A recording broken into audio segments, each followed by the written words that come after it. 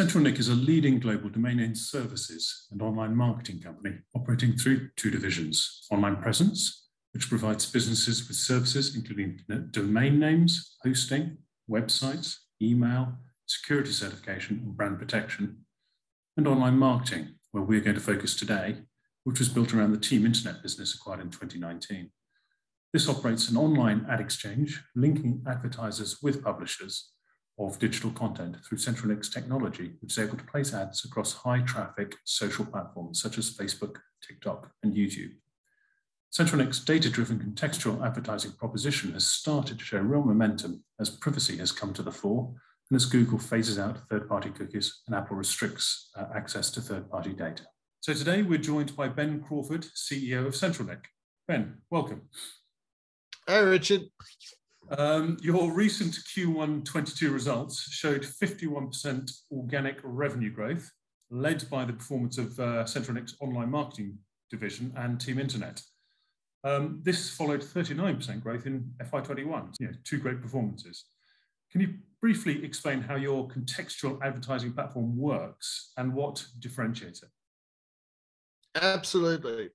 So, a contextual advertising platform is used by companies to acquire customers to their website from all the people surfing over the internet. And what makes ours particularly special is we don't use cookies. We don't collect private data and we don't use private data. What we do is we use artificial intelligence, we use big data, and instead of collecting information on the end users of the websites, what we do is we collect information on the advertisers and what types of products have advertisers chosen to again and again advertised on different websites.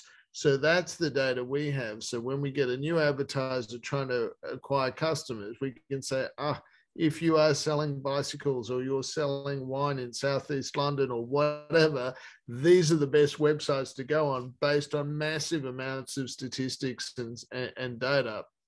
And so that is what differentiates our business. It puts us, we believe, on the right side of not only regulation, but just the proper way to behave, that there's nothing to do with privacy invasion here, but there's everything to do with having a more effective, better return on investment marketing tools for online customer acquisition.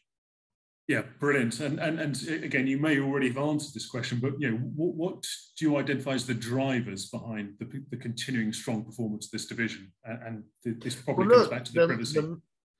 The main driver is actually the scale of the opportunity. So there are millions and millions of companies globally relying on the internet to acquire new customers. They spent $450 billion last year on online customer acquisition, and that amount grows at 20% plus a year. And this isn't discretionary spending. This isn't awareness building. This is investment that they spend to get a return on investment to bring customers that actually spend with them. And that spending is over $5 trillion that people get back from spending the $450 billion. So it's money well spent.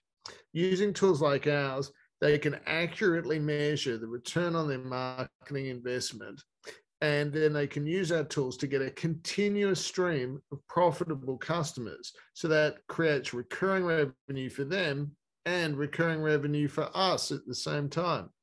So our tools are particularly valued as they allow our customers to win, or our clients to win customers from many different platforms. So it's not just like they're getting customers from advertising on Google search. With us, they can get customers off Facebook, off CNN.com, off TikTok.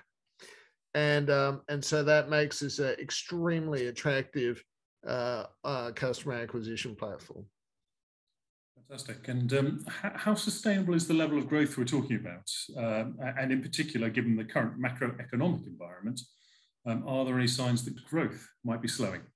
Well, remember, the total addressable opportunity for us is a $450 billion opportunity last year, growing at 20% per year.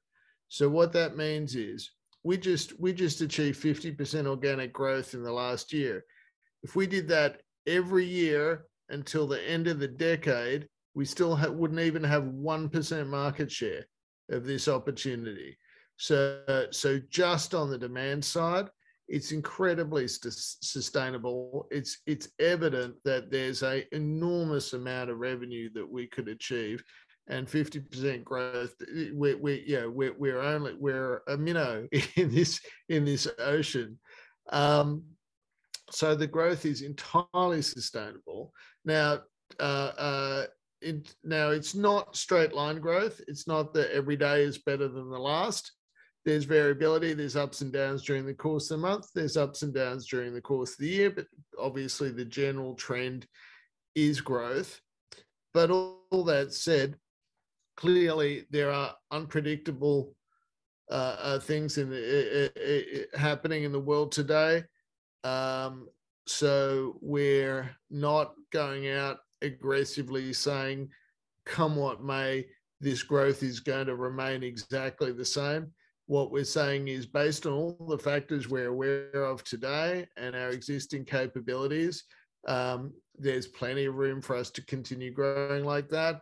But obviously, no one would be taken seriously unless they said, but of course, if there's worldwide economic crisis, if there's terrible stagflation, if we can't find any staff to employ and so on, things could be not as rosy next year as they were last year.